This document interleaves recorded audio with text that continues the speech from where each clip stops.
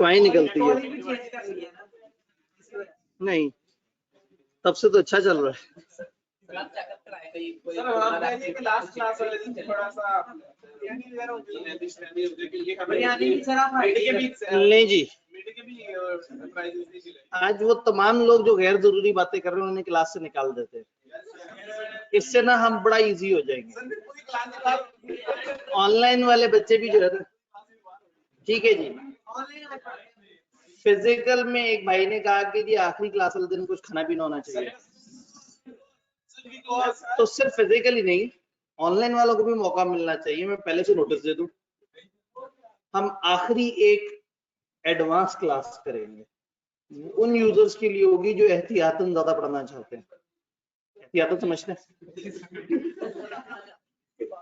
तो जब आपकी रिवीजन भी कंप्लीट हो जाएगी, फिर उसके बाद हम एक मेगा क्लास करेंगे अलग से, जिसकी जरूरत सिर्फ चंद लोगों को होगी जो कि बहुत ज्यादा पढ़ना चाहते हैं। उस दिन जो वो अच्छे वाले बच्चे आएंगे वो लेक्चर के एंड पे बता दूंगा। नहीं तो अब आपने व्हाट्सएप पे कनेक्टेड रहना है जी। जिसका कोई गैर जरूरी सवाल है तो वो बाहर जा सकता है। आज ना थोड़ा सा बाकी ये करना पड़ेगा, क्योंकि आप लोग तो बुक है नहीं हमारे पास। बुक चाहिए क्यों? जब एमएफए की बुक लेक्चर शुरू करने हमारे पास सब कुछ पहले मौजूद था हार्ड फॉर्म में। बिल्कुल भाई, जो मेरा असल वाला पोर्शन था मैंने आपको दिया हुआ था। अब ये पोर्शन मुझे मिला और मैंने इस टाइम पे सोचा था कि मैं बड़े प्यारे से नोट्स और सारा कुछ बनाऊंगा, लेकिन इस वक्त पे वो इतना कुछ नहीं सोचा हुआ था जो चल रहा है, तो इसलिए मैं नोट्स वाली वो चीज नहीं कर सका हूँ। लेकिन अभी आपका सिलेबस खत्म नहीं हुआ, अभी आपकी रिवीजन भी नहीं खत्म हुई, तो अभी आपको आगे 2 हफ्ते की रिवीजन का प्लान मिलेगा इंशाल्लाह। उसमें टेस्ट फिर से मिलेंगे आपको इंशाल्लाह, और उसके बाद आप लोगों को स्टैट के बड़े प्यारे से खूबसूरत से कंप्यूटराइज्ड पेजेस की फॉर्म में नोट्स मिल जाएंगे, क्योंकि इसमें कुछ डायग्राम भी बनानी होंगी, कुछ एफर्ट करनी होगी। और फिर स्टैट की एक रिवीजन की एक क्लास एक्स्ट्रा से रखेंगे, ये उस क्लास से हटके होगी जिस क्लास का मैं जिक्र कर रहा हूँ। नहीं, उसमें नहीं, वो एडवांस यूजर्स के लिए है। वो क्या है ये लेक्चर के एंड पे पता लगेगा। तो अब उम्मीद करता हूँ कि लेक्चर के दौरान आप लोगों को और कोई मजीद अजीबोगरीब सा सवाल नहीं पूछना। सर हाफ आवर से वेट कर रहा हूँ आपका, वाह जो तो टाइम ठीक है जी। 39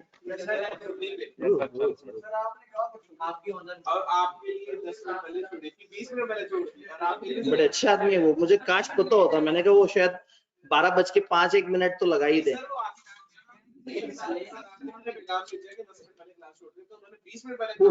नहीं, मैंने इतना जालिम पैगाम नहीं भेजा था, लेकिन वो जरा ज्यादा एहतियात करके उन्हें लगा कि कहीं मैं वाकई टाइम पे ना आ जाऊं। ठीक है, नहीं नाराज क्यों होते हैं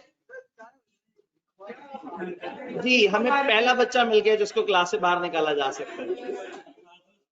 अच्छा जी, कल आपको एक होमवर्क मिला। आप यहाँ एक सवाल था जो आपके साथ शेयर होना था, फिर रात में मुझे अचानक से ख्याल आया कि वो सवाल किधर गया।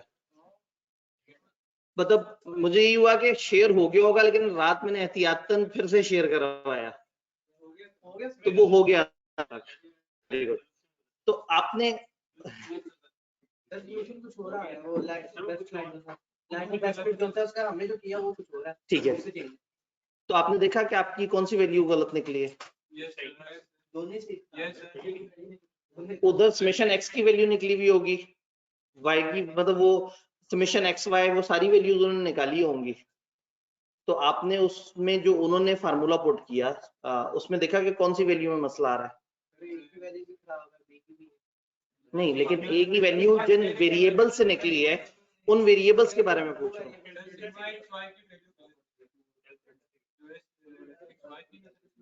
नहीं, असल में आपने कैलकुलेटर से किया या मैनुअली किया? मैनुअली किया। मेरा फिर वही सवाल है, उन्होंने कहीं लिखा होगा b = फलाना डिवाइडेड बाय फलाना, तो वो जो ऊपर वाला फलाना था और नीचे वाला फलाना था, आपका डिफरेंस कहाँ आ रहा था? ठीक है, यानी कि आपका वेरिएंस में डिफरेंस आ रहा है। तो हाँ, आपने वेरिएंस 1/n - 1 से किया या सादा वाले से किया? 1 over n multiplied। क्योंकि हमने सैंपल वाले से करना होता है। कई दफा किताब क्या करती है कि वो कहीं से कोई चीज उठाई, कहीं से कोई चीज उठाई और वो सादा n वाले से कर देती है। तो अगर आपका एस एक्स वाई की वैल्यू सही निकली है तो इसका मतलब आप सही डायरेक्शन में जा रहे हैं। ठीक है, तो ए और बी की इंटरप्रिटेशन समझ आती है। ए का मतलब है वाई की वो वैल्यू जब एक्स एग्जिस्ट ही ना करता हो। तो अब उन्होंने ए और बी को जिस भी फॉर्म में दिया वो कि बिल है, टोटल कॉस्ट है, फलाना है, यहाँ कॉल्स और डिपॉजिट्स वाला था, तो आपका ए की वैल्यू क्या निकली?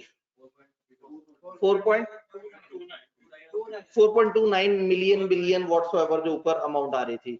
तो अब आप कहेंगे कि जहां कोई कॉल भी ना की जाए तो इतना डिपॉजिट तो होता है, इसका कॉल से ताल्लुक ही कोई नहीं है। और फिर उसके बाद आपका बी क्या निकला? 0.996। तो अब आप कहेंगे कि पर ईच कॉल, पर ईच एडिशनल कॉल इतना मिलियन ऐड हो सकता है, यानी कि ये एक वेरिएबल चीज है। तो इसमें जब भी आपसे कोरिलेशन या रिग्रेशन का सवाल आए तो इंपॉर्टेंट चीज है कि आप एंड पे जो वेरिएबल्स निकले हैं उनको इंटरप्रेट कैसे करते हैं। रिग्रेशन में दो हैं,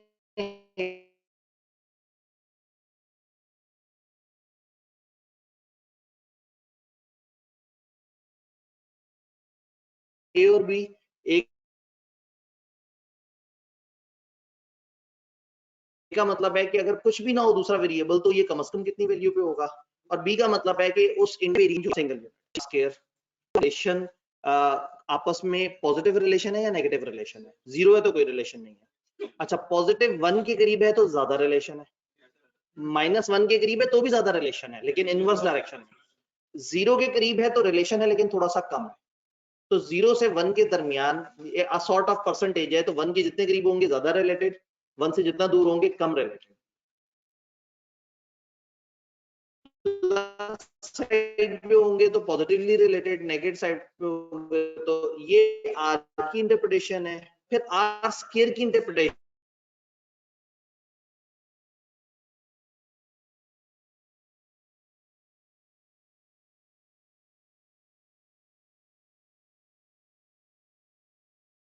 है कि बोथ वेरिएबल्स आर इतने percent related with each other. ये नहीं कहेंगे एक की वजह से दूसरा जो है डिपेंड होता, डिपेंड हो। तो हम लोग सबसे पहले पढ़ा स्केल्स के बारे में, फिर हमने सेंट्रल टेंडेंसी के बारे में पढ़ा, फिर डिस्पर्शन के बारे में पढ़ा, फिर रिग्रेशन कोरिलेशन के बारे में पढ़ा। आज हमारा लास्ट टॉपिक है टेस्टिंग। टेस्टिंग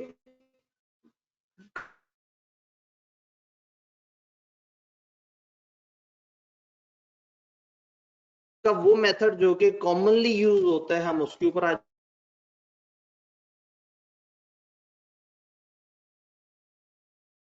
बात कर रहे होंगे। आपकी किताब ने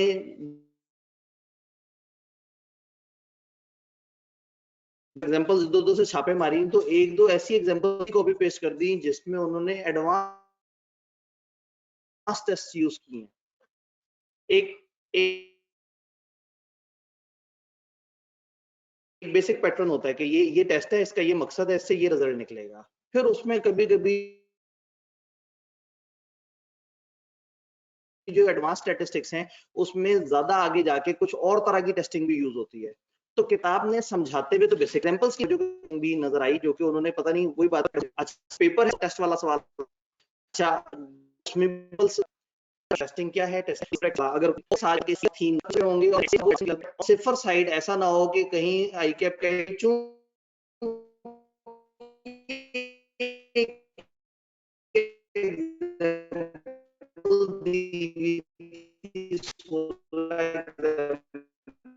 में से उस वाले टेस्ट की जिसको समझाया भी नहीं था इन्होंने।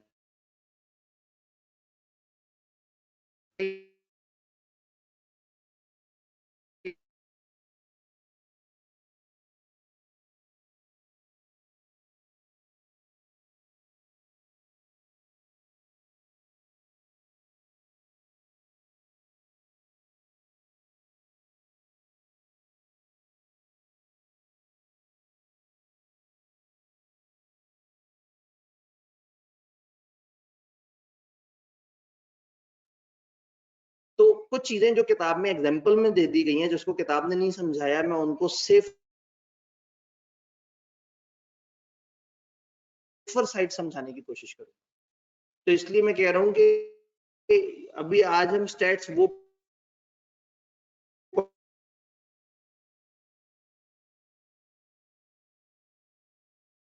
पढ़ेंगे जो हमारे सिलेबस में, और फिर एक दिन आगे जब आप रिवीजन से फ्री होंगे तो वो वाले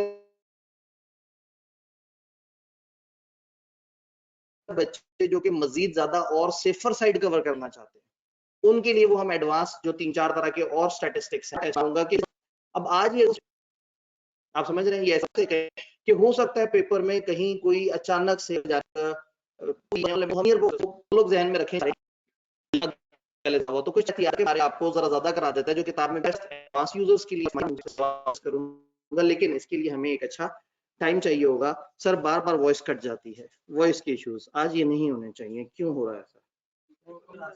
जी अभी ले है आवाज में करके देखूं लाइव स्ट्रीम जी, इस वक्त आवाज क्लियर आ रही है?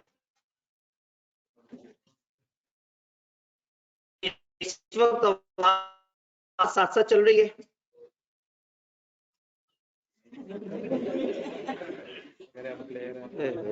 आज ऐसा नहीं होना चाहिए, ये ऐसा बनता नहीं है आज। तो सियासतदान भारी होती है, मेरा क्या कसूर है? जी अभी आवाज क्लियर आ रही है? एक भाई ने कहा फिर से बोलें ताकि हम देखें। अब आवाज आ रही है? हाँ ये भी सही है। फिर एक काम करते हैं, इस वक्त ना आज लेक्चर जरूरी है, कैमरा ऑफ करके देखते हैं, शायद उससे जो है ना आवाज की तरसील थोड़ी सी और बेहतर हो जाए।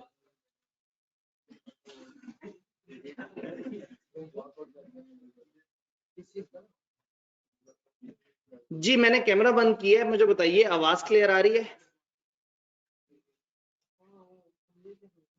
आवाज क्लियर आ रही है। आज बिन कैमरा क्लास पढ़ते हैं। ले जी, कहानी थोड़ी सी टेक्निकल है। हमने क्या करना होता है, कई दफा एक टेस्टिंग करनी होती है कुछ क्लेम्स की। फॉर एग्जांपल एक पॉपुलेशन है, हम कहते हैं जी पाकिस्तान की पॉपुलेशन, पाकिस्तान की पॉपुलेशन में हम कहते हैं कि जी छोटे एज के लोग भी हैं और बड़ी एज के लोग भी मौजूद हैं। जब ओवरऑल पॉपुलेशन को हम देखते हैं तो हमें ये बताया जाता है कि पॉपुलेशन के अंदर जो मीन है, वो जो मीन एज है वो है 32 साल। फॉर एग्जांपल हमें पता लगा कि हमारी पॉपुलेशन में एज है 32 साल मीन। मैं 100 का सैंपल उठाता हूं और 100 के सैंपल पे ये देखने की कोशिश करता हूं कि क्या मीन 32 साल है या नहीं।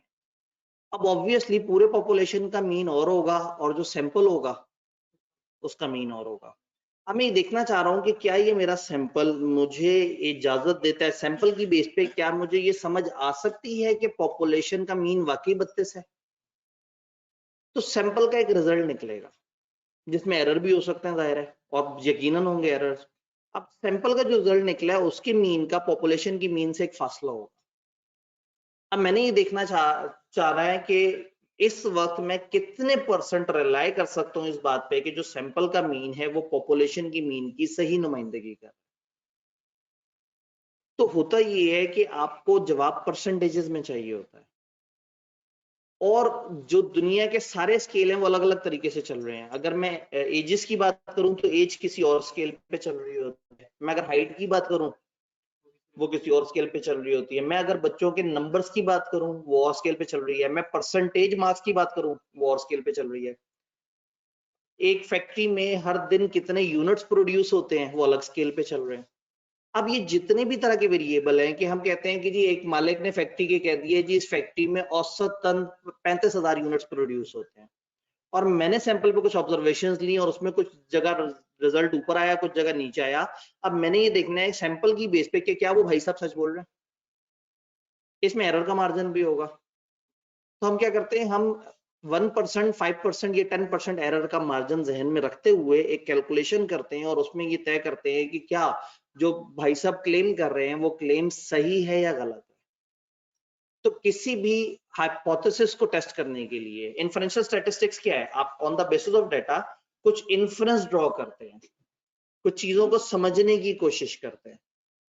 तो इन्फ्रेंशियल स्टैटिस्टिक्स में हम मुख्तलिफ क्लेम्स को टेस्ट करेंगे और उनको टेस्ट करने का एक तरीका है। अब क्योंकि सारे वेरिएबल्स अलग अलग तरह के हैं, तो हम क्या करते हैं कि कोई भी वेरिएबल आएगा ना, उसको उठा के खास डिस्ट्रीब्यूशन पे ले आएंगे। शायद आपको बचपन की थोड़ी सी स्टैट्स याद हो,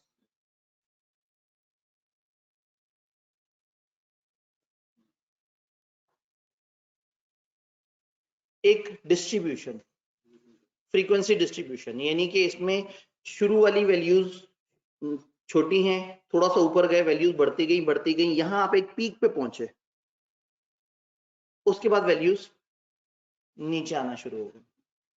यानी कि आपको याद होगा कि एक राइट साइड पे कर्व बना हुआ होता था, एक लेफ्ट साइड पे कर्व बना हुआ होता था। हम जितनी भी फ्रीक्वेंसी डिस्ट्रीब्यूशन है उसको जब ग्राफ पे डालते थे तो एक इस तरह से वो होता था, ग्राफ बनता था। कई दफा वो स्क्यूड होता था, किसी एक तरफ झुका हुआ होता था, और कई दफा वो एक परफेक्ट ग्राफ होता था। यानी हम कहते थे कि एग्जैक्टली सेंटर वाली वैल्यू सबसे बड़ी है, राइट और लेफ्ट में बराबर स्टैंडर्ड डेविएशन। तो अब हम क्या करेंगे, हम जितने भी अपनी ऑब्जर्वेशन है ना उनको इस ग्राफ पे लाने की कोशिश करेंगे। इस ग्राफ में हम कहेंगे कि सेंटर में 0 है, इस ग्राफ के सेंटर में 0 है, इसके राइट साइड पे प्लस है और इसके लेफ्ट साइड पे माइनस है। हमने क्या किया, हमने 100% को इस ग्राफ पे दिखा दिया। यानी अगर मैं इस ग्राफ पे यहां कहीं होऊंगा तो शायद मैं 95% पे खड़ा होऊंगा। कुछ याद आ रही है बातें?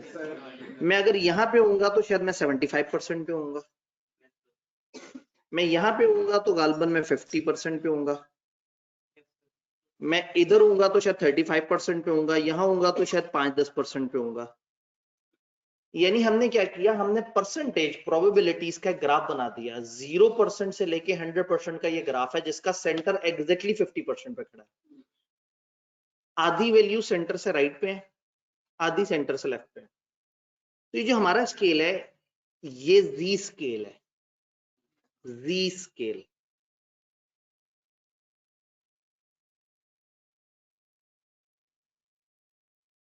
इस जी स्केल का हमेशा फीचर ये होता है कि ये सेंटर में 0 होता है। आधी वैल्यूज इसकी राइट पे होती हैं, आधी लेफ्ट पे होती हैं। इस स्केल पे स्टैंडर्ड डेविएशन हमेशा 1 होती है, 1 से कम होगी तो ठीक है। इस तरफ भी 1 है, उस तरफ भी 1 है। इस तरफ की 1 और इस तरफ की 1 को मिला के देखें तो तकरीबन 68% वैल्यूज उसके दरमियान में आ रही होती है। यानी कि यहाँ कहीं 1 और यहाँ कहीं -1, जब हम दरमियान की वैल्यूज देखने की कोशिश करेंगे तो वो 68% होगी। 34% एक तरफ और 34% दूसरी तरफ। अभी एक अजीबोगरीब सा एक डायग्राम होती है, नॉर्मल डिस्ट्रीब्यूशन होती है, इसके कुछ फीचर्स आप लोगों ने बचपन में पढ़े थे। ये डायग्राम हमारे काम बड़ी आती है कि हम दुनिया के जितने भी तरह के सवाल करने हैं, हम उन सवालों को इस डायग्राम से मैयर कर। फॉर एग्जाम्पल मैंने कहा कि जी एवरेज हाइट पाकिस्तानियों की जी एवरेज एज है 32 साल।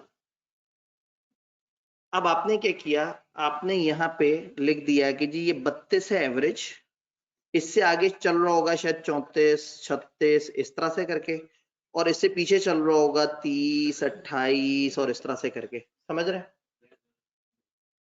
इन दोनों को मैं रिलेट कर लूंगा। जहां Z0 है वहां मीन 32 है, यानी कि जो मेरे पॉपुलेशन का मीन होगा ना उस जगह पे मेरा Z हो जाएगा 0। अब होगा क्या, मैं देखना चाह रहा हूँ 30% ऊपर कौन लोग हैं। क्या देखना चाह रहा हूँ, मीन से 30% ज्यादा कौन से लोग हैं। तो ये मीन मेरा सेंटर में खड़ा हुआ है 50%, लेफ्ट पे 50% वैल्यूज है और राइट पे 50% वैल्यूज है। तो मुझे अगर देखना है कि मीन से 30% ऊपर, या यूं समझें कि 80% ऑफ द पॉपुलेशन कितने से नीचे नीचे है, तो इसका मतलब ये है कि मैं यहां कहीं एक लाइन लगा के कहूंगा कि लो जी ये 30% का जोन आ गया। इससे राइट पे 20% होगा और 0 और इसके दरमियान 30% है। ये 30% पे Z की एक वैल्यू निकलेगी यहां, समझ रहे हैं जी। मैंने 30%, मैंने क्या किया, मैंने सोचा जी 30% होना चाहिए, तो 50 जमा 30 80% हो गया। मुझे ये z की वैल्यू चाहिए कि यहाँ z की क्या वैल्यू है। z की वैल्यू मुझे पता लगी कि टेबल से, वो टेबल जो 0% से लेके 100% के दरमियान मुख्तलिफ z की वैल्यूज बताएगा। जो n 50% पे बताएगा z की वैल्यू 0 है, और 50% से नीचे z की माइनस में वैल्यू बताएगा, और 50% से ऊपर z की प्लस में। तो यहां पे मुझे एक वैल्यू चाहिए, तो पता लग गया, फॉर एग्जांपल z की वैल्यू आ गई 1.2 फॉर एग्जांपल। अब अगर मुझे z और नीचे वाले वेरिएबल का रिश्ता पता है, तो मैं इस वाले z से नीचे वाले वेरिएबल को गेस करने की कोशिश करूंगा कि इस वाले z को एज में कितना मेजर करते हैं, इस वाले z को। हाँ, हमने स्केल चेंज कर दिया ना, मेरा स्केल चल रहा था एवरेज एजेस का, उसमें अलग अलग एजेस थी, अलग अलग स्टैंडर्ड डेविएशन थी, और मैं कंफ्यूज हो रहा था क्योंकि उसमें ना वो सिमेट्री नहीं थी, वो एक जैसी नहीं थी। उसमें एजेस में स्टैंडर्ड डेविएशन भी अजीबोगरीब सी थी, उसका मीन भी बड़ा दरमियान में ऐसा आया हुआ था कि आधी वैल्यूज इधर थी। तो मैंने आसानी करने के लिए एजेस वाले जो स्केल है उसको उठा के जेड स्केल के साथ खड़ा कर दिया, और मीन को एन दरमियान में ले आया।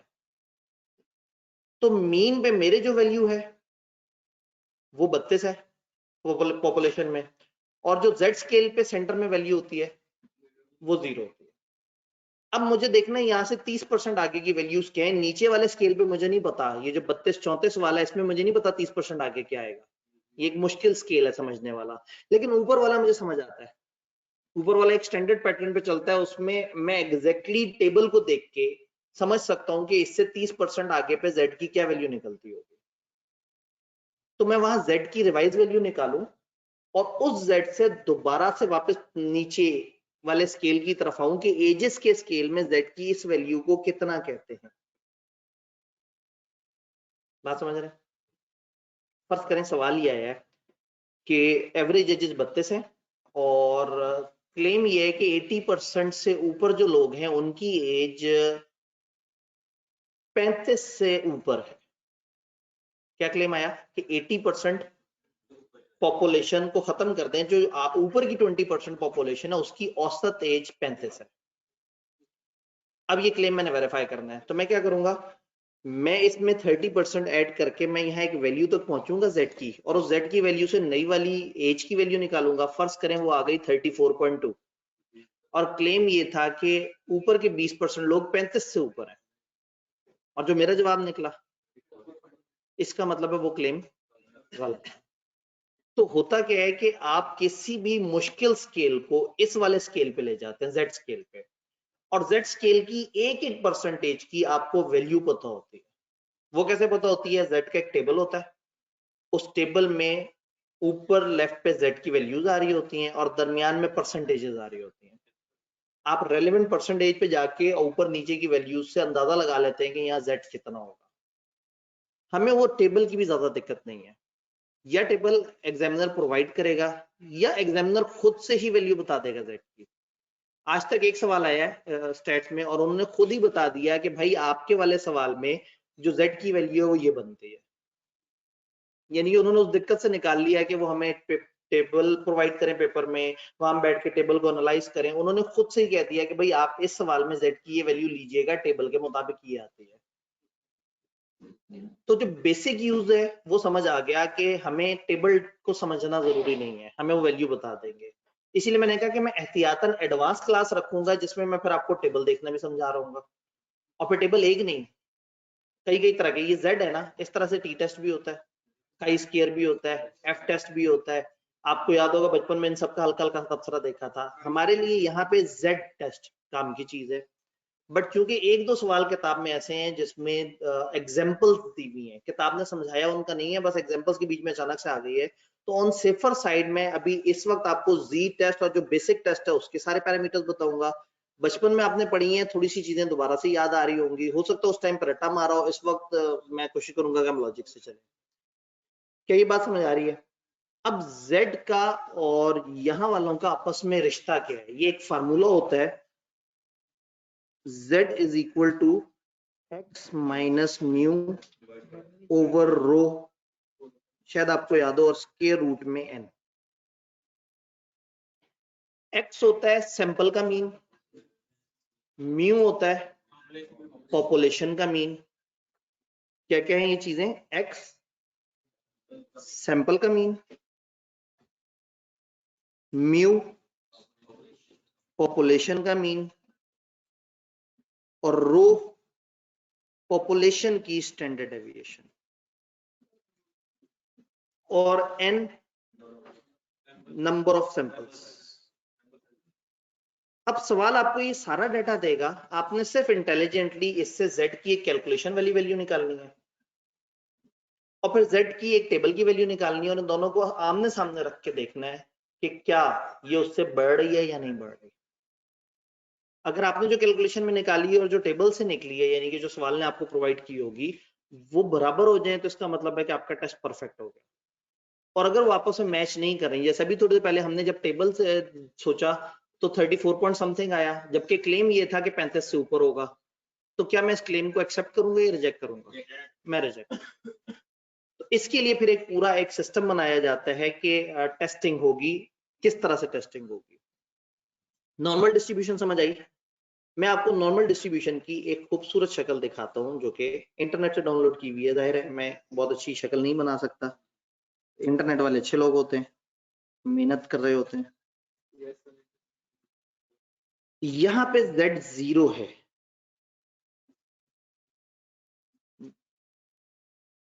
थोड़ा सा बड़ा कर देता हूं, क्लियर नजर आ रहा है?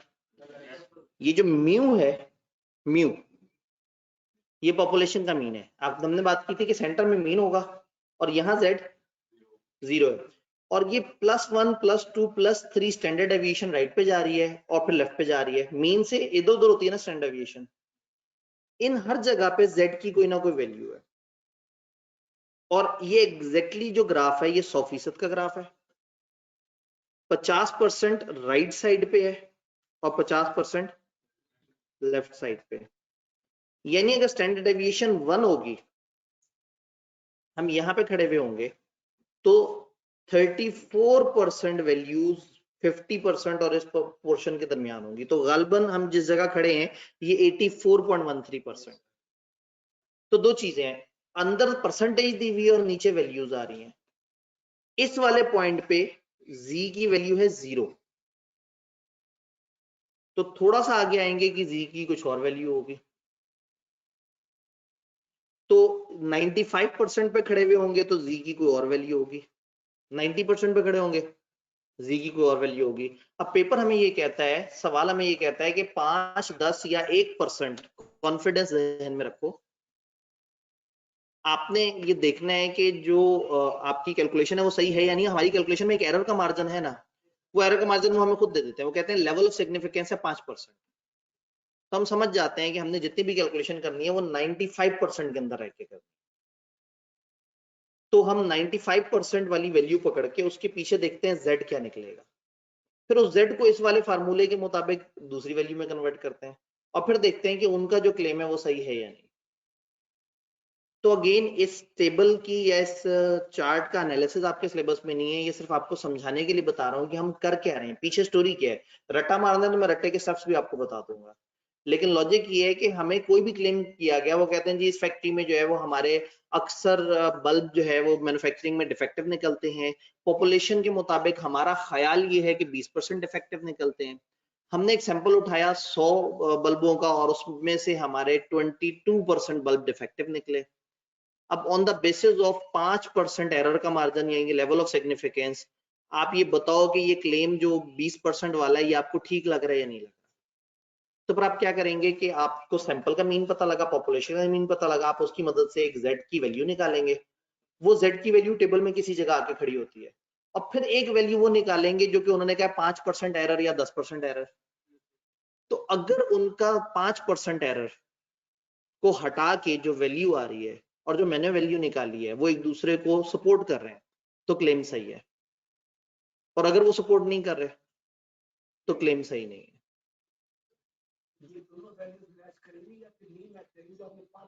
अब होगा क्या कि हम देखेंगे कि वो ग्रेटर है या लेस देन है, उसका मैं आपको एक पूरा पैरामीटर बताता हूँ कि क्लेम क्या है। क्लेम ये है कि ये से ग्रेटर होना चाहिए, तो फिर मेरी वैल्यू ग्रेटर होनी चाहिए। क्लेम ये है कि ये से लेस है, तो मेरी वैल्यू लेस होनी चाहिए। मैं भी स्टेप्स दिखाता हूँ ना। अभी इस वक्त मैं बता रहा हूँ, क्या ये नॉर्मल डिस्ट्रीब्यूशन समझ आ रही है? कि हमने क्या किया, हमने एक वेरिएबल पकड़ा, दुनिया का एक ऐसा वेरिएबल जो कि एग्जैक्टली खूबसूरत सा वो है, एक परफेक्ट सिमेट्रिक डायग्राम बनती है जिसमें एन सेंटर में 50% है, आधी वैल्यू सेंटर से राइट पे है, आधी लेफ्ट पे है, सेंटर हमेशा 0 है और स्टैंडर्ड डेविएशन हमेशा 1।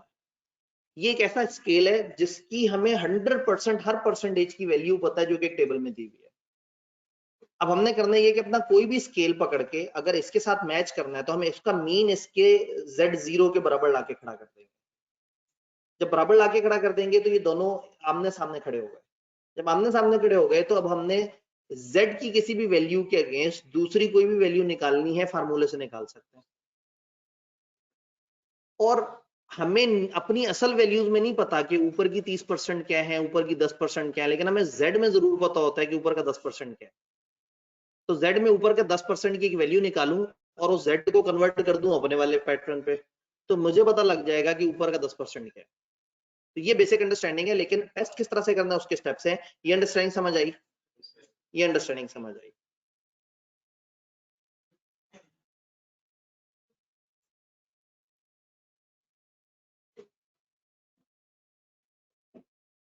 लें जी, जब भी कोई क्लेम दिया गया है तो आप टेस्ट लगाएंगे और टेस्ट के आपके 5 स्टेप्स हैं। एक्सटेंडेड पैटर्न टेस्ट के 5 स्टेप्स। वो एक क्लेम करेंगे। वो क्लेम क्या होगा जी? मीन इससे बड़ा है जी, मीन इससे छोटा है, रिजेक्शन इससे ज्यादा है, रिजेक्शन इससे कम है, रिजेक्शन इसके बराबर है। इस तरह का कोई ना कोई क्लेम करेंगे। टेम्परेचर इससे ज्यादा है, टेम्परेचर से कम है, क्लास के बच्चों के एवरेज मार्क्स 34% से ज्यादा हैं, और मैं सैंपल उठाऊंगा तो उसमें हो सकता है 33% आ रहा हो। अब मैंने ये देखना है कि मेरा सैंपल उतने परसेंट एरर मार्जिन को अगर मैं जहन में रखूं तो क्या मेरी पॉपुलेशन की नुमाइंदगी कर रहा है? तो हो सकता है कि अगर मैं 10% एरर जहन में रखूं और 90% कॉन्फिडेंस से बात करूं तो 33% और 34% तकरीबन करीब करीब की बात है, क्योंकि 10% एरर भी होता है। तो होगा क्या, वो आपको एक पॉपुलेशन का डाटा बताएंगे, फिर आपको एक सैंपल का डाटा बताएंगे, फिर आपको कहेंगे कि बताओ क्या ये सैंपल आपके इस क्लेम को कंफर्म कर रहा है। और क्लेम क्या होगा जी? मीन इससे ज्यादा है या मीन इससे कम है। तो सबसे पहले आपको क्लेम दिया हुआ होगा कोई, तो स्टेप 1 है डिफाइन करें H0 और H1। बचपन की बातें याद आ रही हैं? H0 नल हाइपोथेसिस को कहते हैं और H1 अल्टरनेट हाइपोथेसिस को कहते हैं। आप इतना ज्यादा दिमाग ना इस्तेमाल करें। H0 वो होगा जिसमें इक्वल का साइन होगा और H1 वो होगा जिसमें इक्वल नहीं होगा। फॉर एग्जाम्पल, एक बंदे ने क्लेम किया कि एवरेज हाइट 35 इंच से ज्यादा है लोगों की। 35 इंच तो बहुत छोटा हो जाएगा, एवरेज एज कर लेते हैं। 35 से ज्यादा है एवरेज एज, ये है क्लेम। क्या क्लेम है? कि म्यू जो है वो ज्यादा है 35 से। इस क्लेम का ऑपोजिट क्या होगा? या 35 है या 35 से कम है, या 35 है या 35 से। जब भी कोई क्लेम होगा ना, तो एक क्लेम राइट या लेफ्ट की तरफ जा रहा होगा कि ज्यादा है या कम है, और दूसरा इक्वल टू, लेस देन या इक्वल टू, मोर देन की बात कर रहा होगा। इसमें से इक्वल किस जगह है? नीचे वाले में। ये H0 है, और जो दूसरा है वो कौन सा है? H1। अब खूबसूरत बात ये है कि आपने H0 H1 डिफाइन करना है और फिर टेस्टिंग शुरू करनी है। टेस्टिंग के एंड पे अगर रिजल्ट सही निकला तो आप कहेंगे H1 सच्चा था। टेस्टिंग के एंड पे अगर रिजल्ट आपका सही निकला तो आप क्या कहेंगे? H1 सच्चा था। और अगर रिजल्ट सही ना निकला आप कहेंगे H0 सच्चा था। अब H0 पे क्या लिखा हुआ है तो आप कहेंगे ये सच था, और H1 पे क्या लिखा हुआ है?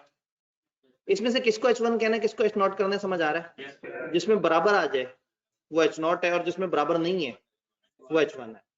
तो रिजल्ट निकालने के बाद जो जवाब निकलेगा अगर वो यस है तो यस का है कि मैं H0 को रिजेक्ट कर रहा हूं और मैं H1 को एक्सेप्ट कर रहा हूं। अब H1 पे जो स्टेटमेंट दी हुई है वो क्या है? H1 में इसका है मीन ग्रेटर देन 35 है। अब सवाल में ध्यान से पढ़े, उसने क्लेम क्या किया था? मीन ग्रेटर देन 35 है या नहीं? अगर उसने कहा था है और मेरा H1 सच्चा निकला है, मैं कहूंगा तुम सच्चे आदमी थे, तुम्हारा क्लेम बिल्कुल ठीक था, मैं मान रहा हूं तुम्हारा हाइपोथेसिस। और अगर उसने क्लेम किया था कि मीन या 35 है या 35 से कम, तो भी मेरे H0 H1 तो यही निकलने थे ना। तो H0 H1 का ये मतलब नहीं है कि क्लेम क्या है। H0 H1 बेसिकली H0 है इक्वल वाला क्लेम और H1 है अदर देन इक्वल वाला क्लेम। तो सवाल को देख के हमें पता लगेगा कि सवाल वाले ने क्लेम क्या किया और उस क्लेम के मुताबिक हम जवाब देंगे। तो पहला स्टेप ये समझ आया कि H0 H1 डिफाइन करना है, जिसमें इक्वल है वो H0 है, जिसमें इक्वल नहीं है वो H1 है। सेकंड स्टेप होगा कि हमें आई कैप कहेगा कि लेवल ऑफ सिग्निफिकेंस यानी कि एरर का मार्जिन कितना होना चाहिए। तो हो सकता है वो कहे 5%, 1%, 10%। जो सबसे ज्यादा चलता है वो 5% होता है, बट जो अदर एक दो और मशहूर है वो 1% और 10% है। तो फिर हम लेवल ऑफ सिग्निफिकेंस देखेंगे और उसकी मदद से Z अल्फा निकालेंगे। याद है वो वाली डायग्राम पे, अगर मुझे 90% पे खड़ा होना है, 10% रिस्क छोड़ के 90% पे खड़ा होना है, तो उसकी Z की एक वैल्यू निकलनी चाहिए। तो मैंने आपके सामने कॉमन वैल्यूज लिख दी हैं। 10% पे Z की वैल्यू 1.28 होती है, 5% पे 1.645 होती है और 1% पे 2.33 होती है। ये कुछ कॉमन वैल्यूज हैं जो ज्यादातर 90% ऑफ द क्वेश्चंस में आपको यही वैल्यूज चाहिए होंगी, आपको टेबल नहीं देखना पड़ेगा। अगर आप रट्टा मारना चाहे तो भी। और आई के अपने पेपर में ये वैल्यू खुद भी दे दी, यानी कि एक वाहिद सवाल जो आया हुआ उसमें उन्होंने खुद से आपको कह दिया भाई यहाँ आपकी वैल्यू ये है। जी क्या है? जी वो वाला स्केल है, वो जो नॉर्मल डिस्ट्रीब्यूशन वाला स्केल था, ठीक है। अल्फा क्या है? लेवल ऑफ सिग्निफिकेंस है, यानी कि एरर कितना बर्दाश्त करना है। अगर मैंने एरर 10% बर्दाश्त करना है तो 90% बातें मेरी पूरी होनी चाहिए। तो अगर मैं पॉपुलेशन के 90% तक की वैल्यूज मेरा जो सैंपल है और मेरी पॉपुलेशन, अगर मेरा सैंपल पॉपुलेशन के 90% तक की वैल्यूज को ओके कर रहा है, उसके ऊपर भले ना करें, मैं तो 10% एरर सोच के बैठा हुआ हूँ, तो मैं एक्सेप्ट कर लूँ। लेकिन अगर मेरा सैंपल मैं लूं और वो पहुंच जाए 93% पे और मुझे एरर कितना हो 10%, 10% एरर का मतलब है मुझे कॉन्फिडेंस 90% चाहिए था। तो मेरा सैंपल 90% के बीच में फॉल करता तो मैं मान लेता, और अगर फॉल नहीं करेगा तो नहीं मानूंगा। अभी लॉजिक तो है, लेकिन साथ साथ अगर आप रटना चाहें तो सबसे पहले आपने H0 H1 डिफाइन किया, नंबर 2 आपने कहना है अल्फा इतना है, और वो सवाल आपको बताएगा, सवाल खामोश हो तो खामोशी से 5% अल्फा ले लेना है, जो कि सबसे ज्यादा कॉमनली चलता है। सेकंड स्टेप, अब इसकी प्रैक्टिस भी करेंगे। तीसरा स्टेप, फिर आप टेस्ट के स्टैटिस्टिक्स वो करेंगे, on the basis of data आप डिसाइड करेंगे कि कौन सा टेस्ट लगेगा। हमारी किताब ने हमें जो टेस्ट सिखाया वो जी टेस्ट है। अगेन मैंने आपको बताया कि एक दो एग्जांपल्स ऐसी हैं जिसमें टी और एफ टेस्ट भी नजर आ रहा है, तो मैं एहतियातन एक एडवांस लेक्चर जिसमें उन सारे टेस्टों के भी फार्मूले, पैटर्न यही होगा, सिर्फ फार्मूला चेंज होगा। वो कब लगाने हैं, क्यों लगाने हैं और उनके फार्मूले क्या, हम उसके ऊपर उस वक्त बात कर रहे होंगे इंशाल्लाह। तो जेड का इस वक्त हम जेड टेस्ट लगा रहे हैं और जेड के ये फार्मूला है। अब चौथी चीज ये है कि आपने जेड कैलकुलेटेड और जेड अल्फा को देखना है और अपने H0 पे आना है। अगर मेरा H0 में इक्वल का साइन आता है और H1 में, सोच के बताएं हम चेकिंग के बाद किसको एक्सेप्ट या रिजेक्ट कर रहे हैं? H1। तो H1 में या ग्रेटर का सिंबल होगा या लेस का, इसके अलावा कोई सिंबल नहीं हो सकता, मानते हैं? तो अगर H1 में ग्रेटर का सिंबल दिया हुआ है तो फिर मैं ये टेस्टिंग करूंगा कि मेरा Z कैलकुलेशन वाला Z अल्फा से बड़ा आना चाहिए। अगर H1 में ग्रेटर है तो Z कैलकुलेटेड का मतलब क्या है? जो फार्मूले से आए, और Z अल्फा का मतलब जो टेबल से आए, जिसकी हमने वैल्यू याद की हुई है। तो अगर H1 में ग्रेटर का सिंबल है तो फिर Z calculated should be greater than Z alpha, फिर मैं H1 को मानूंगा। ये बात समझ रहे हैं? और अगर H1 में लेस का सिंबल है तो पर z calculated minus z alpha से छोटा होना चाहिए, जाहिर है लेफ्ट वाली साइड पे वैल्यूज क्या है, माइनस में। तो फिर मैं z अल्फा की वैल्यू के साथ माइनस लगाऊंगा और z कैलकुलेटेड भी मेरा माइनस में आ रहा होगा, और दोनों को कंपेयर करूंगा और देखूंगा कि क्या z कैलकुलेटेड छोटा है माइनस z अल्फा से, क्योंकि z कैलकुलेटेड भी माइनस में होगा, z अल्फा भी माइनस में होगा, तो उन दोनों में देखेंगे कि कौन सा ज्यादा छोटा है। आखिरी फैसला ये है कि accept h naught is above is correct. ये जो ऊपर जो भी हमने फार्मूला यूज किया अगर वो सही है तो h1 सही है। अगर फार्मूले का रिजल्ट वही निकला है जो हमने ऊपर लिखा है तो फिर h1 सही है। तो फिर किसको रिजेक्ट करूं, h नॉट को। और अगर मैं फार्मूले में लिखूं, मैं z कैलकुलेटेड लिखूं आए 19, z अल्फा लिखूं और वो आए 22, और मेरा ये पैटर्न ये था कि 19 शुड बी ग्रेटर देन 22, क्या 19 22 से बड़ा है, नहीं, इसका मतलब है मेरा h1 झूठा था। तो सच्चा कौन था, h नॉट, और h नॉट में क्या लिखा था, लेस देन इक्वल।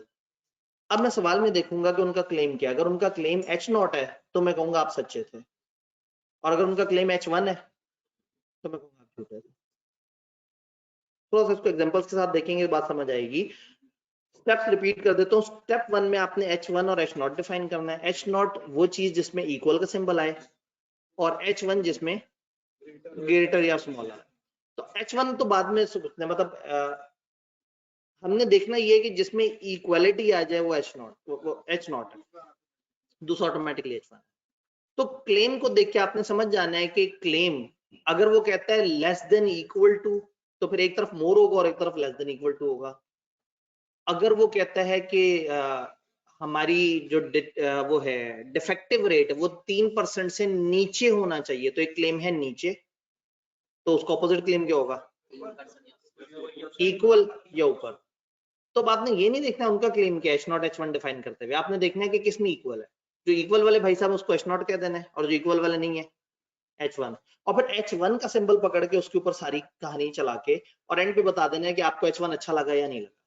अगर h1 अच्छा लगा तो h1 को एक्सेप्ट कर लेना है, और फिर बताना है कि ऊपर क्या लिखा था। थोड़ा सा इसको देखेंगे तो बात समझ आएगी। सेकंड लेवल ऑफ सिग्निफिकेंस है अल्फा, ये सवाल आपको खुद बताएगा। सवाल खामोश हो तो आपने खामोशी से 5% ले लेना है और रट्टा मार लेना है ये 5% वाली वैल्यू को, कि 5% पे हमेशा 1.645 होगा।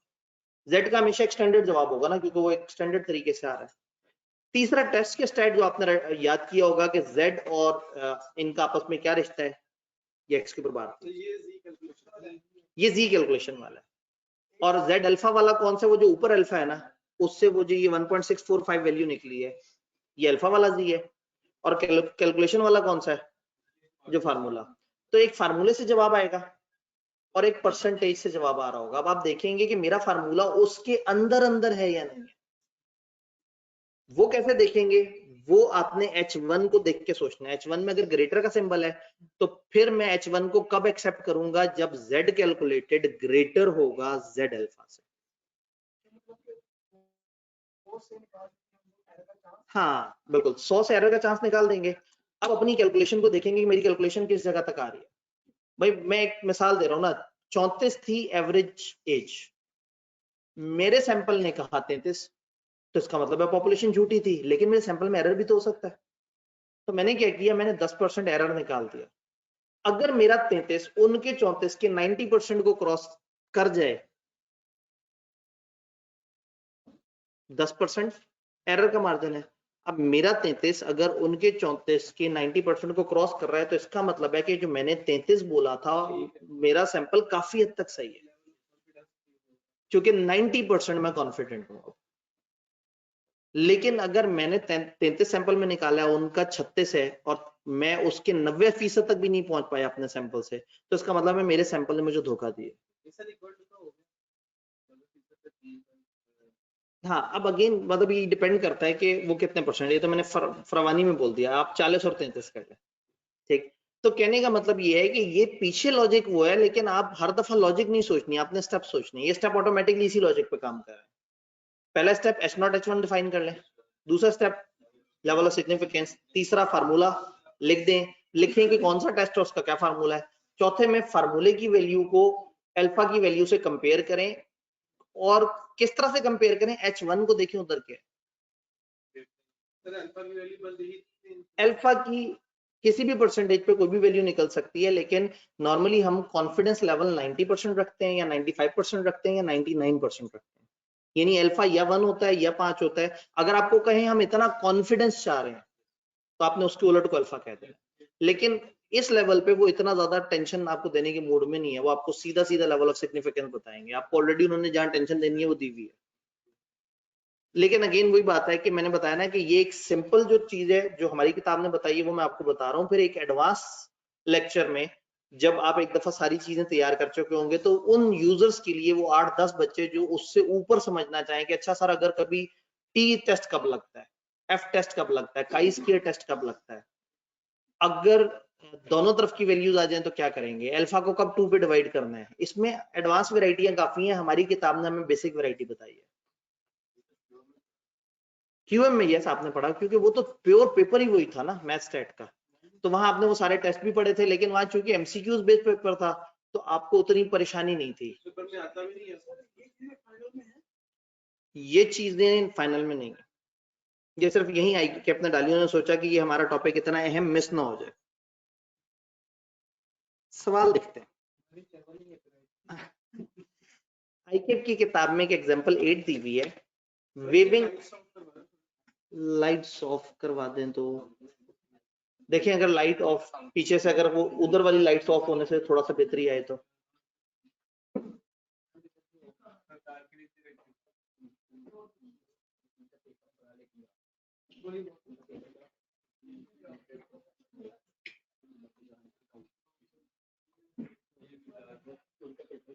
लें जी।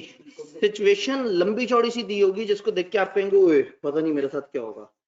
आपने ध्यान से अपनी पसंद की चीजें ढूंढनी है बीच में से। पॉपुलेशन का मीन ढूंढना है, सैंपल का मीन ढूंढना है, पॉपुलेशन की स्टैंडर्ड डेविएशन ढूंढनी है, नंबर ऑफ सैंपल आइटम ढूंढने, 4 चीजें ढूंढनी है और ढूंढने के उनका क्लेम क्या, क्योंकि आखिरी जुमला आपका होगा कि क्लेम सच्चा है या झूठा। अब ध्यान से पढ़ते हैं। branch manager of bank is contemplating about linking the locker system with current account monthly average balance of the individual customer such that customer is waived of the locker charges if he or she maintain an average account balance of a certain amount। वो कह रहे हैं कि एक branch manager वो सोच रहा है कि हम लॉकर फ्री कर दें उन यूजर्स को जो एक खास लेवल का अकाउंट मेंटेन कर रहे हैं, जिनके अकाउंट में फॉर एग्जांपल 30 मिलियन पड़ा हुआ है औसतन, तो हम उनको कहते हैं आप हमारे अच्छे कस्टमर हैं, हम आपको लॉकर फ्री कर देते हैं। ठीक है, अभी तक कोई क्लेम नहीं हुआ, अभी तक एक बंदे की ख्वाहिश का इजहार हो रहा है। After a thorough financial analysis manager determines that new system will be cost effective only if mean monthly current account balance of individual is more than $270। उसने ये सोचा है कि नया सिस्टम तब अच्छा होगा जब मीन 270 से ऊपर होगा। H1 जो था वो US से हाँ, अब देख लेते हैं ना, अभी बस अभी हमें वो समझ आया कि वो कह रहे हैं कि म्यू 270 से ज्यादा होगा तो मजा आएगा, फिर तो फायदा है। यानी अगर 270 से ज्यादा होगा मीन तो फिर ये करना चाहिए। अच्छा, अब ये कैसे पता लगेगा? पूरी पॉपुलेशन पे नहीं, हमने सैंपल पे तजर्बा करना है, सैंपल के कुछ रिजल्ट आएंगे, उस पर टेस्ट लगा के देखेंगे कि क्या ये भाई साहब की ख्वाहिश पूरी होती लग रही है। अगर पूरी होती लग रही है तो हम कह देंगे बहुत अच्छी बात की आपने, अगर पूरी होती नहीं लग रही तो हमें बुरा लगेगा। मैंने हिसाब लगाया है कि लॉजिक पे आप लोग को मजा नहीं आता, लेकिन सवाल सॉल्व होते हुए आपको मजा आता है। आप लोग जो है ना आती हैं कि बस सवाल टीचर कराए तो बस जो है ना। ले जी 270, तो इसका मतलब ये है कि म्यू ग्रेटर देन 270 ख्वाहिश है, मोर देन ये ख्वाहिश है। अभी H0 H1 को बाद में डिफाइन करते हैं। रैंडम सैंपल 400 कस्टमर का लिया गया, n नजर आ गया जी मुझे 400 शोन इन टेबल 6। अब टेबल 6 किताब ने एक आगे दिया था, उधर तो बड़ा 2 सफ़े का डाटा दिया था और डराने के लिए, और आगे लिखा हुआ है जिसका सैंपल 285.8 285.5, यानी वो पूरा टेबल पकड़ के आप खुद से भी सैंपल निकालेंगे, मीन निकालेंगे तो यही निकलेगा। तो उन्होंने कंपनी की मशहूरी के लिए ना वहाँ एक टेबल 6 दिखाया था कि वो जनाब 3 सफ़े पे फैला हुआ है, इतने सारे कस्टमर्स हैं, उनके ऊपर हमने इतनी वर्किंग की है और ये जवाब निकला है। तो आइडियली पेपर में वो हमें जवाब दे रहे होंगे। उन्होंने कहा जी 285.5 क्या है? सैंपल का मीन। तो x bar the manager knows that accounts are approximately normally distributed, उसको ये अंदाजा है कि ये नॉर्मल डिस्ट्रीब्यूशन के पैटर्न को फॉलो करते हैं। तो बहुत अच्छे लोग हैं, इन्होंने मैं कह दिया with the standard deviation of, लो जी रो भी हमें पता लग गया। What conclusion can the manager draw from this data using a 10% 10% significance level से इस डेटा की मदद से मैनेजर क्या गैस करेगा? यानी क्या वो ये गैस करेगा कि मीन वाकई ही बड़ा है, या वो गैस करेगा मीन बड़ा नहीं है? पहला स्टेप क्या था जी? H0 और H1 डिफाइन करना है। अब वो ख्वाहिश क्या है? Mu more than 270। अब ये मैं कहाँ लिखूं? H1 में म्यू मोर देन 270। तो फिर H0 खुद ब खुद क्या बन जाएगा? Mu less than equal to 270। पहला स्टेप हो गया। दूसरा step level of significance alpha. Alpha कितना है? 10। तो 10% की एक कॉमन वैल्यू अभी थोड़ी देर पहले मैंने आपको बताई थी, ठीक है। अगर आई कैप ना बताए तो भी हमें 1.28, तो ठीक है जी, ये हमने कॉमन वैल्यू में रखी हुई है। तो इतना है, तो कहीं ना कहीं खुद ही से सोच लें कि जेड अल्फा जो है वो। तीसरा क्या था? टेस्ट कौन सा लगाएं? टेस्ट हम लगाएंगे जी, क्योंकि हमें आता ही वही है, ठीक है। तो Z is equal to x bar minus mu over rho by, पता है आपका डाटा आपको बताता है कि आपने कौन सा टेस्ट लगाना है। तो डाटा में कुछ ऐसी खास वेराइटियां ऐड होंगी तो पता लगेगा, ठीक है। ये सारे वेरिएबल हमें z वाले पता है, तो जब z के सारे वेरिएबल पता लगे तो हम क्यों जाएं किसी मुश्किल टेस्ट की तरफ। लेकिन अगेन ये एक ऐसा पॉइंट है जिसपे मैं चाहूंगा कि एक एडवांस लेक्चर भी आपके साथ हो, जिसमें वो आगे असल में वो इस वक्त दें तो जो अच्छा वाला कॉन्सेप्ट है वो तबाह हो जाएगा। तो वो उस वक्त जो एडवांस यूजर हैं जो कहते हैं कि जी हमने मेरिट सर्टिफिकेट लेना है, अच्छा जी। चौथा, मुझे बताएं कि रिजेक्शन एक्सेप्टेंस की रेंज क्या होगी। मैं काम कर रहा हूं, मैं यहाँ लिख रहा हूँ z कैलकुलेटेड और यहाँ लिख रहा हूँ z अल्फा। सोच के बताएं मैं दरमियान में कौन सा सिंबल लिख रहा हूँ? ग्रेटर। क्यों? H1 में ग्रेटर का है। ये बात समझ आई? अगर ये ऐसा हो गया तो H1 सच है, और अगर ऐसा ना हुआ तो H1 झूठा है। अगर उन्हें कहा होता इक्वल और लेस देन 270 तो भी हमारा H0 यही बनता और H1 यही बनता। तो ये बात ध्यान में रखनी है कि H0 और H1 ये नहीं है कि उन्होंने क्या क्लेम किया है, हमने चेक हमेशा H1 को करना है। मैं इसको बताता हूँ, यानी अगर ये वेरिएबल सही है तो मैं H1 को एक्सेप्ट कर रहा हूँ। आपको अगर H0 ज्यादा प्यारा लगता है तो आप कहें अगर ये ठीक नहीं है तो मैं H0 को एक्सेप्ट करता हूँ, या अब आपकी मर्जी है। आप कह दें कि अगर ये ऐसे है तो मैं H1 को रिजेक्ट, मैं H0 को रिजेक्ट कर दूंगा। तो ये आप पे डिपेंड करता है, आप H0 सोचते हैं H1। मैं H1 इसलिए बता रहा हूँ कि जिंदगी बड़ी आसान है कि पहले H1 का जो सिंबल है वही उठा के इधर लगाया और उसी पे कह दिया कि वो मुझे अच्छा लग रहा है या नहीं, और फिर ध्यान से पढ़ा कि H1 में लिखा हुआ क्या था और एंड पे लिख दिया, स्टैंडर्ड बना दिया, एक टोटका बना लिया ना कि अच्छा ये स्टेप फॉलो करेंगे तो आपका सवाल सही रहेगा। लेकिन जी Z कैलकुलेटेड, ऊपर मेरे पास वैल्यूज लिखी हुई हैं 285.5 माइनस 270 था म्यू बटा 85 था रो और n था 400। तो 400 का स्क्वायर रूट 20, 85 बटा 20 4.25 ऊपर आ गया 15.5, 4.25 3.65 जवाब आया यहाँ। अच्छा, और z अल्फा कितना था भला? 1.28। तो अब क्या ये चीज वैलिड है? वैलिड है, मुबारक हो, हमने H1 को एक्सेप्ट कर लिया। H1 क्या था? Greater than 270। और वो भाई साहब की ख्वाहिश क्या थी? यही ख्वाहिश थी। तो हम डिसीजन देंगे भाईजान मुबारक को, on the basis of test we are accepting H1 means के जो मैनेजर की ख्वाहिश थी वो सही थी। मैनेजर ने सही कहा था कि अगर हम ऐसा कर लेंगे ना तो बड़ा मजा आ जाएगा।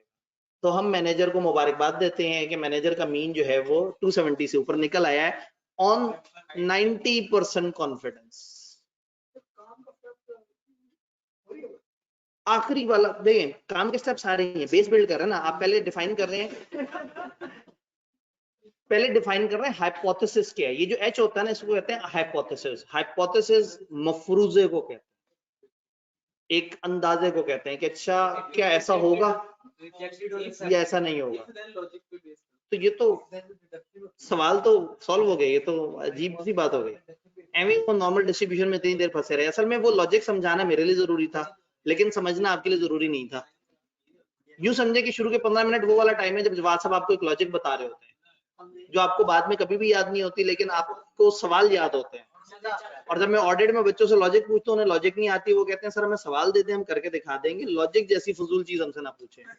लेकिन मैं लॉजिक समझाना जरूर चाह रहा था। सर स्टेप 4 की लॉजिक बता दें। स्टेप 4 में लॉजिक क्या है? आपका जो जवाब है, कैलकुलेशन का जवाब, एक ग्राफ बना हुआ है, ग्राफ पे एक 90% पे आके आपने z की एक वैल्यू निकाली।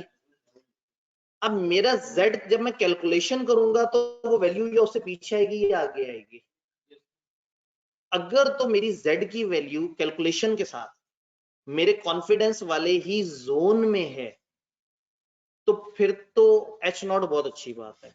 और अगर वो कॉन्फिडेंस जोन आउट हो गया, मेरा z कैलकुलेटेड उस आगे चला गया, ये देखें, अब ये मैं ग्राफ बना के दिखाता हूं, ये देखें, ये मेरा रिजेक्शन रीजन है। मुझे 90% कॉन्फिडेंस चाहिए तो ऊपर का 10% मुझे नहीं चाहिए। मेरा z अल्फा यहां पे था 1.28, ठीक है।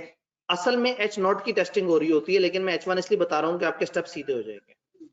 तो अगर तो मैं 90% कॉन्फिडेंट रहना चाहता हूं और मैं z कैलकुलेट करता हूं वो 3.65 आता है, तो 3.65 यहां कहीं होगा, इससे पीछे तो नहीं होगा ना, इससे पीछे यहां तो 0 होता है z, यहाँ पे 1.28 है, तो इसका मतलब है मेरा जो 3.65 है वो कहीं इस खराब जोन में है। इसका मतलब है मेरा h0 अच्छा नहीं है, जिसकी वजह से मैं h0 को रिजेक्ट कर रहा हूं और मैं h1 को एक्सेप्ट कर रहा हूं। लेकिन मैंने आपको h1 इसलिए बताया है कि h1 को समझना आसान है कि h1 का सिंबल, h1 के ही सिंबल को देखें और h1 को ही एक्सेप्ट कर लें। असल में हो पता क्या रहा है, हो उलट रहा है। h0 है जिसको कैलकुलेशन के बाद हमने देखना है कि क्या वो रिजेक्शन के जोन में तो नहीं चला गया। जब वो चला गया रिजेक्शन में तो वो रिजेक्ट हो गया, तो कौन बचा? h1। हाँ, तो इसलिए मैं आपको रट्टे के पॉइंट ऑफ व्यू से बता रहा हूं कि आप h1 को जो है वो अपना फेवरेट किरदार माने। तो लोगों ने बैग पैक करने शुरू कर दिए। कल 1:15 पे मैंने आपको दिखाया था कि ये वाले टाइम पे हम अपनी क्लास खत्म करेंगे। सवाल जल्दी हो गया ना, जल्दी से 2 सवाल और कर लेते हैं। ओ वेरी गुड, बेहतरीन।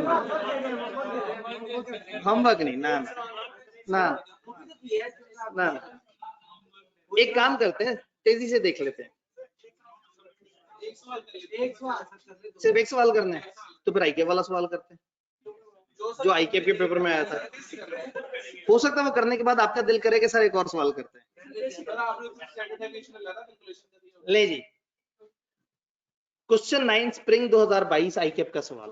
वो आईकेप का सवाल है, ये तो बहुत मुश्किल होगा। 9 नंबर का सवाल। उफ।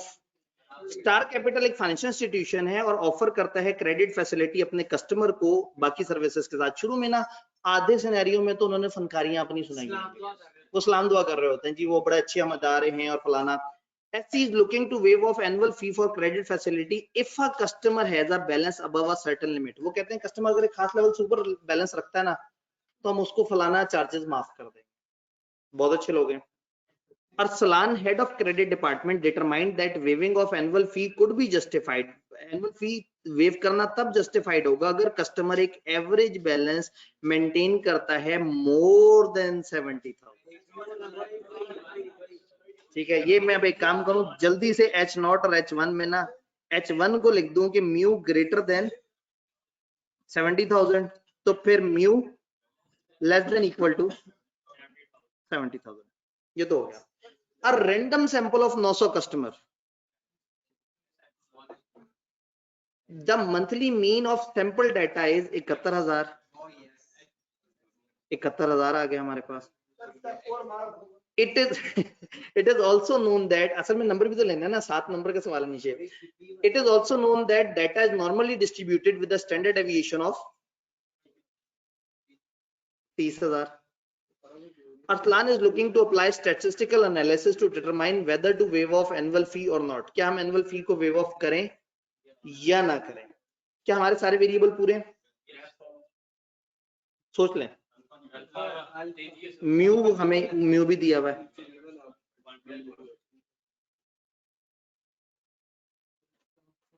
अल्फा दिया उन्होंने, ऊपर नहीं दिया, अभी नीचे देखते हैं। पहला part, determine and explain the type of test that will be applied in this. हम कहेंगे हम जी अप्लाई करेंगे क्योंकि हमें सारे वो वेरिएबल्स, हम कहेंगे ये 4 वेरिएबल हमें पता है, इसलिए हम यहाँ पे जी टेस्ट लगाएंगे, और चूंकि ये नॉर्मल डिस्ट्रीब्यूशन है इसलिए हम जी टेस्ट लगाएंगे। फनकारी। Part B, what conclusion can Arslan draw from the given data using a 10% significance level। और आप पे तरस खा के खुद ही से उसकी वैल्यू भी बता दी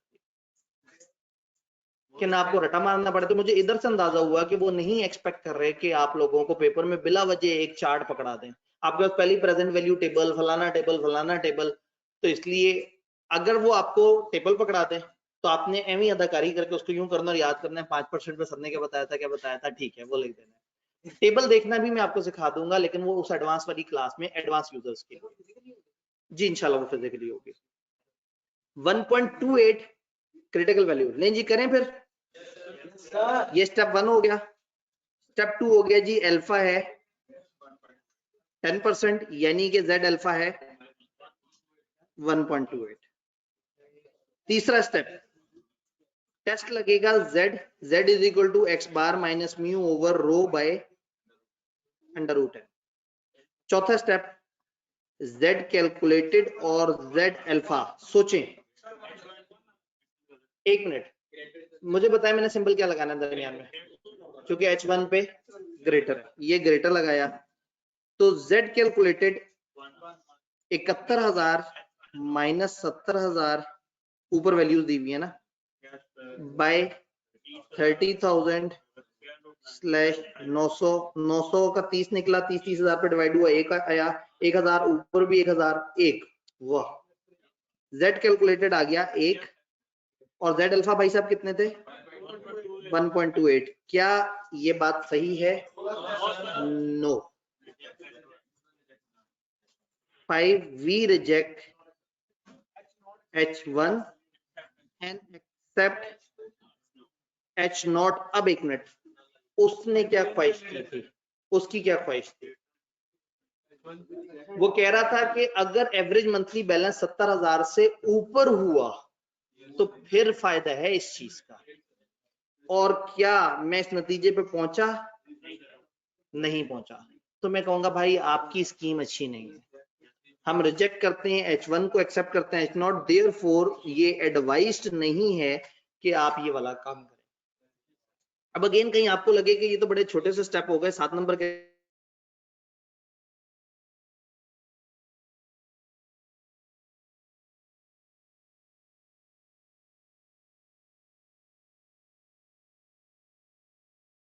कैसे मिलेंगे, तो मैंने एहतियातन इसका सॉल्यूशन जस्ट आपको डिस्प्ले करने के लिए, ये टोटल उन्होंने 2 नंबर और आंसर करें, सीधी वाली सीधे हाथ की तरफ जो 2 में उधर, और अगर लेस होता तो हम कहते हम लेफ्ट टेल जी टेस्ट लगाएं, because data is normally distributed, standard deviation is known, और sample large sample is randomly, तो सैंपल भी अच्छा खासा है, हमें वो भी पता है, तो हम कह देंगे हम जी टेस्ट लगाएंगे। म्यू ग्रेटर देन 70,000 और mu less than equal to 70,000, given z इतना है और बाकी सारे डाटा की मदद से उन्होंने z कैलकुलेटेड निकाला, क्योंकि z की वैल्यू 1 है जो कि 1.28 से लेस है, ठीक है। We fail to reject null hypothesis. कितने बदतमीज लोग हैं,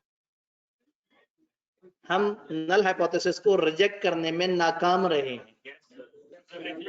यानी हम h0 को एक्सेप्ट कर रहे हैं। भाई तुम तो इंसानियत में बोल दो, ठीक है। हम अल्टरनेट हाइपोथेसिस को एक्सेप्ट नहीं कर रहे और हम नल हाइपोथेसिस को एक्सेप्ट कर रहे हैं।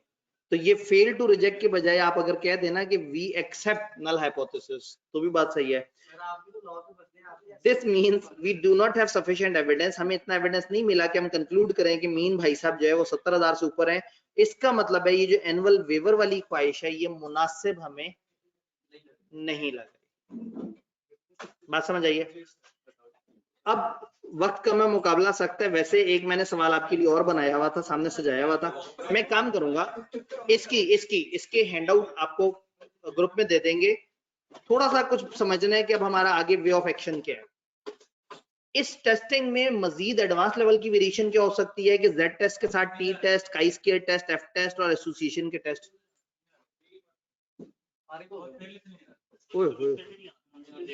सोल्यूशन आपने देखा ही नहीं। मैं एमी इतनी देर से फनकारी लगाई जा रहा था, कनेक्शन ही चला गया। ये तो बड़ी, चलें फिर ज़बानी ही सुन लें, ठीक है। असल में आपको जो सोल्यूशन दिखाया था बड़ा छोटा सा था, एमी जरा मोटिवेशन के लिए। अभी देखिएगा, ये इसे आना होगा, इसे आना होगा।